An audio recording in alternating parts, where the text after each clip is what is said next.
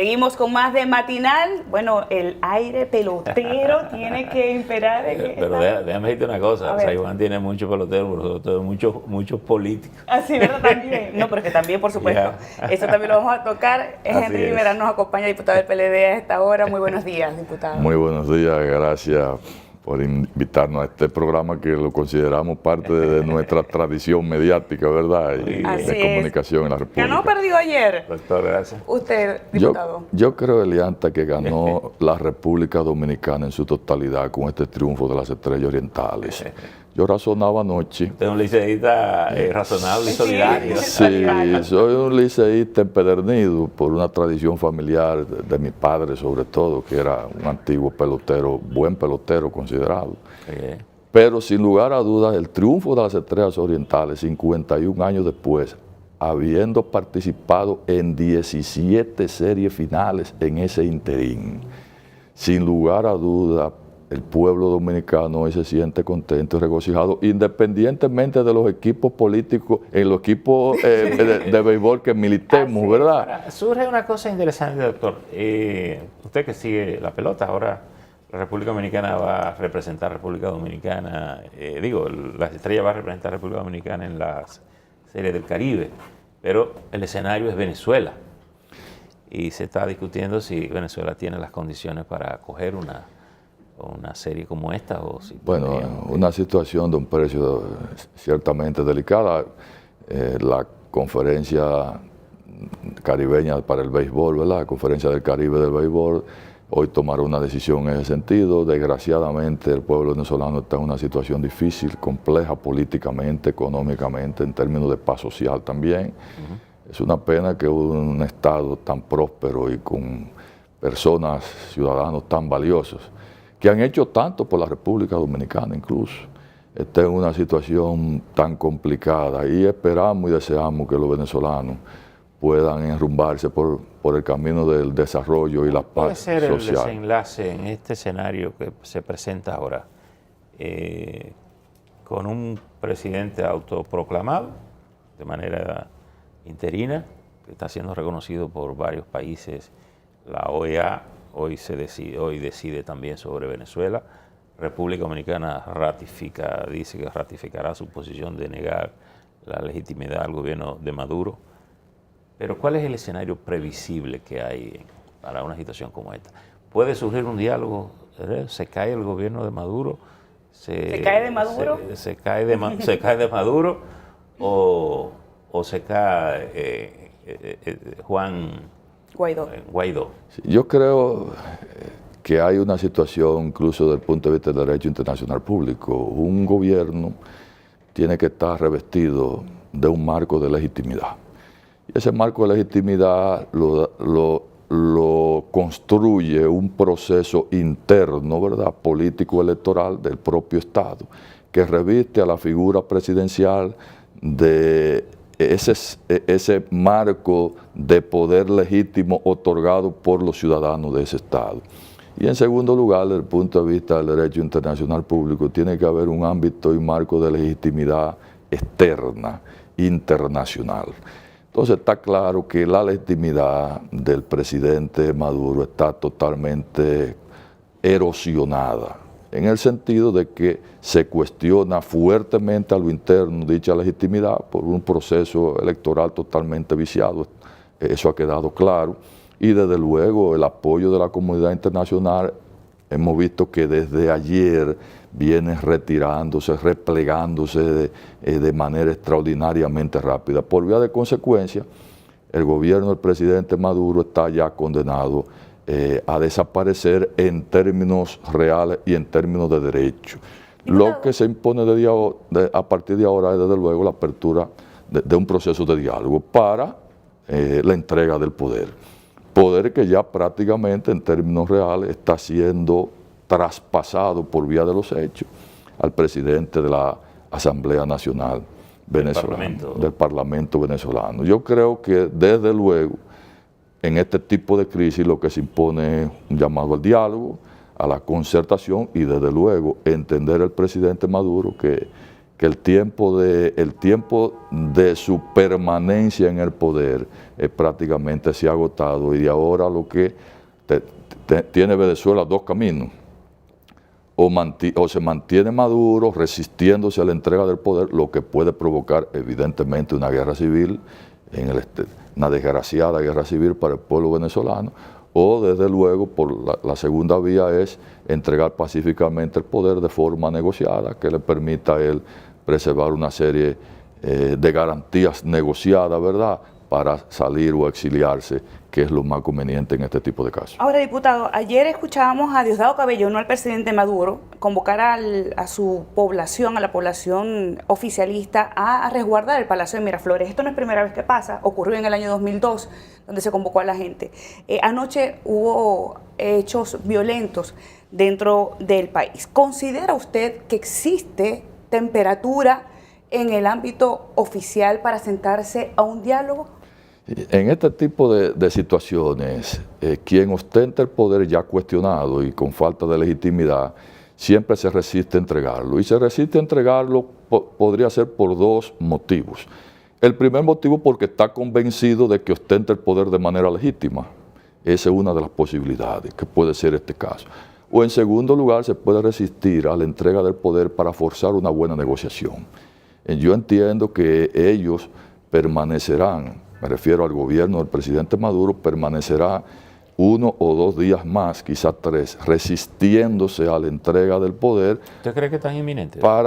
Yo creo que sí, porque ya está claramente la población venezolana, el pueblo venezolano, es contrario a la permanencia del ya llamado régimen, y desde luego ya la presión de la comunidad internacional va a ser irresistible en caso de la OEA, de la Comunidad de Estados Americanos, pues claramente va a proclamar en términos de hecho y de derecho internacional al presidente del Parlamento venezolano, de la Asamblea Nacional, y a Juan Guaidó, y por lo tanto el sesgo, el cerco hacia el régimen cada día va a ser más estrecho. La Unión Europea también se ha pronunciado en el mismo sentido, prácticamente. Claro, pero la Unión Europea dijo: ratificamos al Parlamento, el poder del Parlamento. Sí, no reconoció al presidente interino. Y hay una tibieza allí que quizás hay que leerla entre líneas. Y hubo dos pronunciamientos ayer, el de República Dominicana y el de Canadá.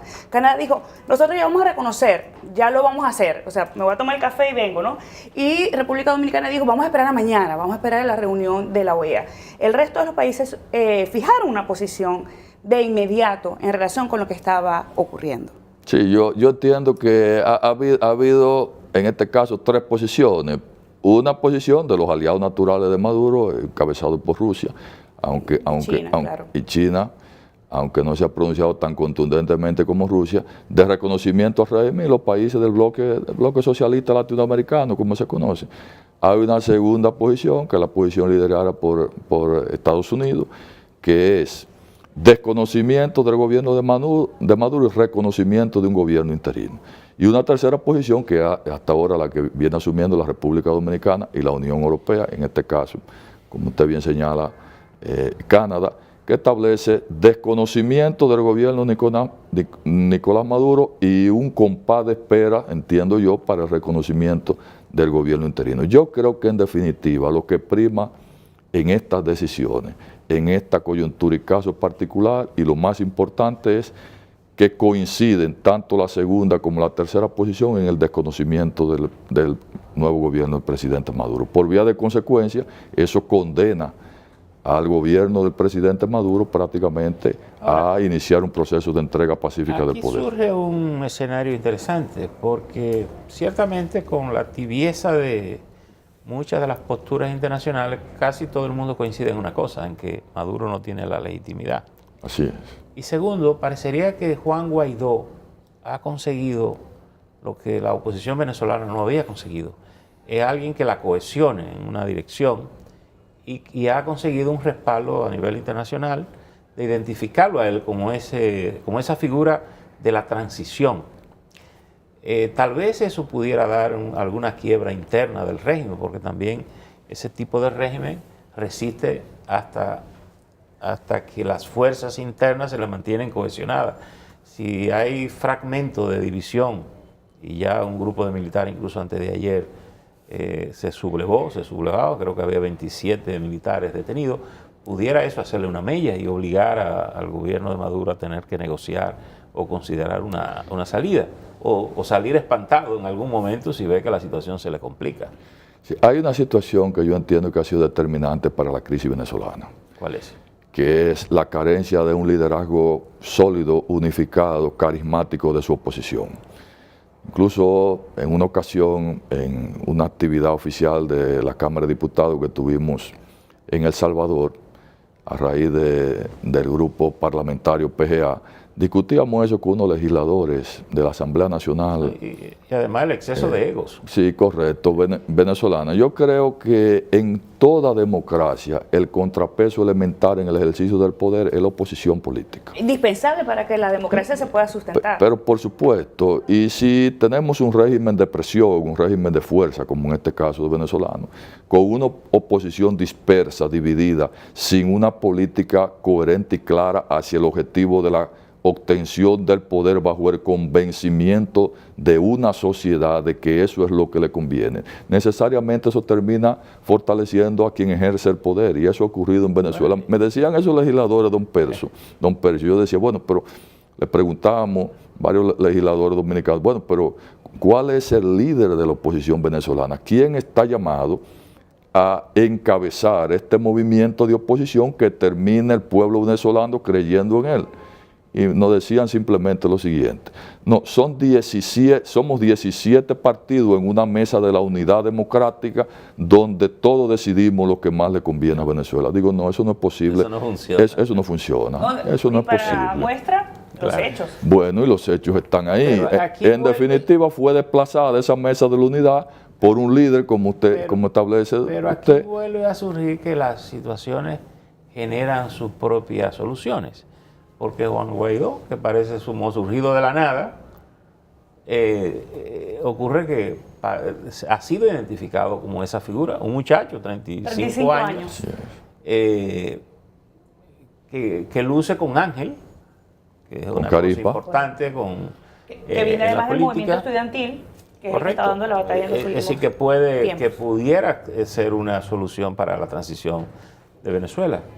Pero bueno, aparte de Venezuela, Dominicana también vive su dinámica interna. Así es. Usted es parte de los grupos que se mueven a lo interior del Partido de la Liberación Dominicana, está con el presidente Leonel Fernández, y el gran tema es si habrá reelección, si no habrá reelección, y si hay reelección, cómo se va a manejar la dinámica interna de esa organización. Usted que está dentro, que conoce el corazón del león, cuéntenos un poco cómo anda. Bueno, ciertamente el PLD está atravesando por un momento histórico, crucial, importante, no solo para el propio partido, sino para la democracia dominicana, el propio Estado. ¿Tan difícil como Venezuela? ¿O? No, ni parecido.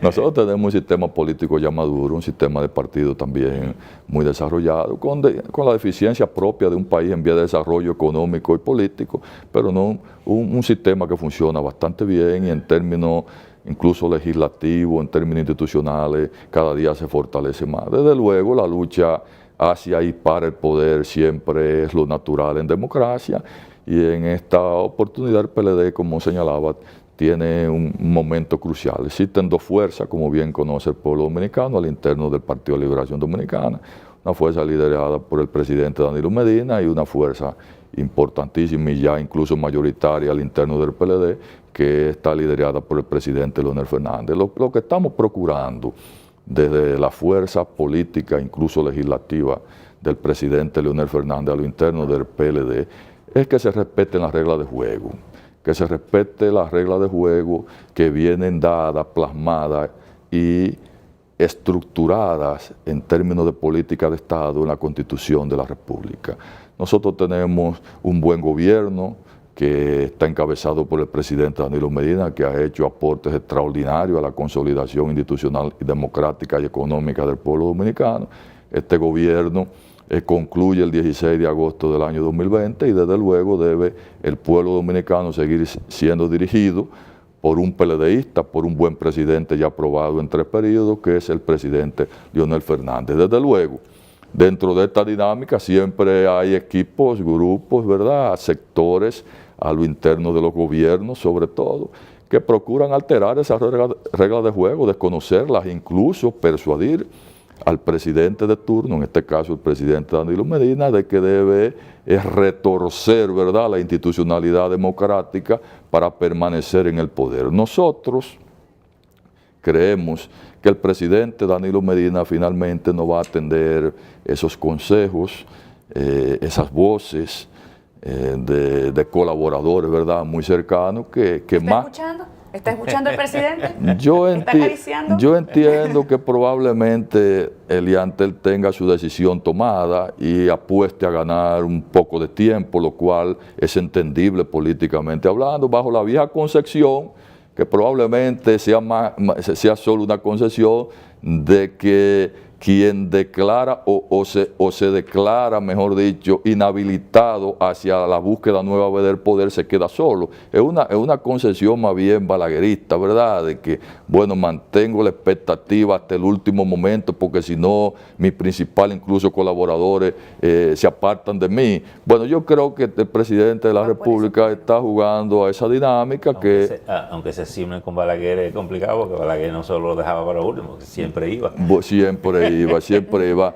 Yo entiendo que el presidente de la República finalmente tomará la decisión que más le convenga al pueblo dominicano y a la institucionalidad democrática del pueblo. Usted que está en el Congreso, y el Congreso sería el responsable de preservar o de alterar esas reglas de juego, que es la Constitución. Se habla, incluso hay diputados que han denunciado ofertas y todas esas cosas. ¿Cuál es el ambiente que se mueve allí? ¿Eso se conversa? ¿No se conversa?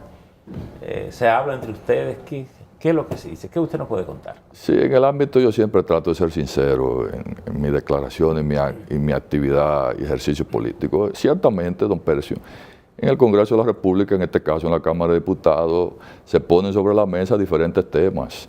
Desde luego, está presente a diario en el ámbito legislativo, en el ámbito de la Cámara de Diputados, y se plantean ideas, se analizan, desde luego se habla incluso de números que han sido denunciados públicamente por varios legisladores. Ahora bien, yo señalo lo siguiente, como en buen derecho penal podríamos hablar y referirnos. Hasta ahora no se ha producido un principio de ejecución material hacia la consolidación de un hecho punible. No se ha producido. Ha habido comentarios, ha habido de alguna manera planteamiento de ideas, rumores, especulaciones, pero el inicio de un principio de ejecución hasta la consecución de una reforma constitucional no se ha producido. Pero desde luego, disculpe, diputado, el mismo presidente dijo, vamos a esperar a marzo.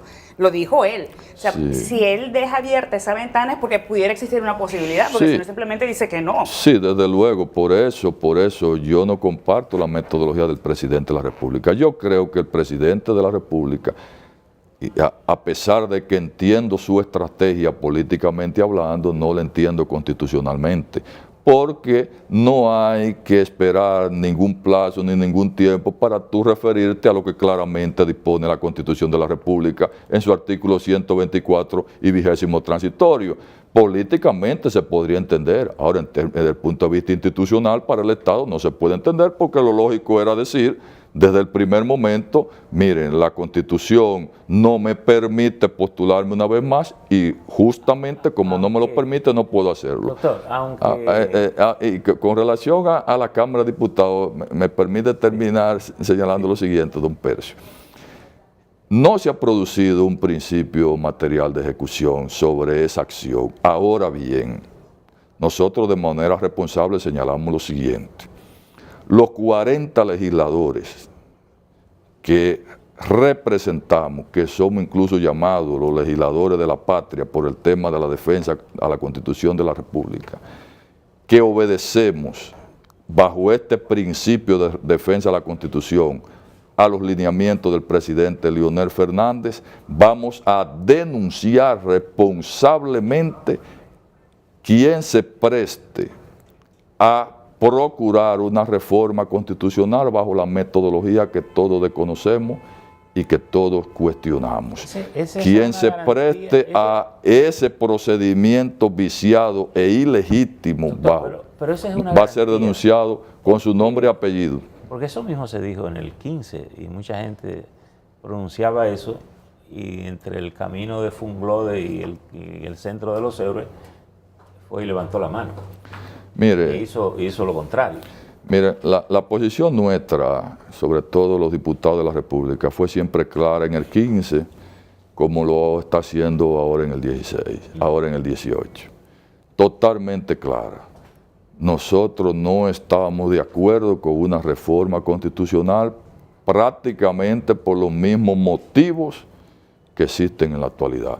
No es posible seguir retorciendo la institucionalidad democrática en la República Dominicana para procurar ningún ciudadano su permanencia en el poder. Eso no es posible y nosotros lo vamos a seguir enfrentando, no en esta coyuntura, en todas las que puedan venir, que esperamos que no se produzca jamás. La República Dominicana es un país en franca vía de desarrollo, al borde de ser un país desarrollado en términos económicos ya y sociales. Y no podemos exhibir tal desarrollo bajo un esquema de inseguridad jurídica permanente. Es que no es concebible, no es responsable el que un Estado cada 4 años tenga que modificar su constitución para mantener en el poder al presidente de turno. Es que eso es una aberración, es más. Bueno, porque sería la reforma ¿qué? Esta sería la 40. Y la 33 para la reelección. Y práctica, son 30 y pico de reformas constitucionales donde nada más se toca 32. El artículo, la 33, donde nada más se toca el artículo de la reelección presidencial. Todo eso no es posible en un Estado moderno. Nos están haciendo muchas señas porque se nos acabó el tiempo. Rápidamente, ¿pudiera repetirse en el 2020 lo que está pasando en el 2019 con la pelota? Es decir, que a nivel político pueda ganar un equipo que tenga rato que no gana en las presidenciales. Que hay una estrella. Que hay una estrella distinta que tenga rato que no gana. Es una buena pregunta y hace símil con la situación del béisbol. Es difícil. El pueblo dominicano sigue creyendo en el Partido de la Liberación Dominicana. Y el presidente del 2020 del pueblo dominicano será sin duda un PLDista y en este caso el mejor valorado, el mejor visto, el que más tiene que exhibir con una gestión de gobierno como la ha desarrollado, es el presidente Leonel Fernández. Por lo tanto, aquellos equipos políticos que tienen mucho tiempo esperando llegar al poder, yo creo que por lo menos habrá que prorrogarlo al 24. Doctor, gracias por estar con nosotros. Denle un abrazo a la gente de San Juan. Sí, con cariño de su parte. Allá. Muchas gracias, Sobre don todo Percy. que quieran el de Alianza, aunque no quieran el mío. No, claro que sí. Van a querer ambos. Gracias, diputado, por acompañarnos. Gracias Como siempre, ha sido un placer. Gracias. Feliz día para todos ustedes.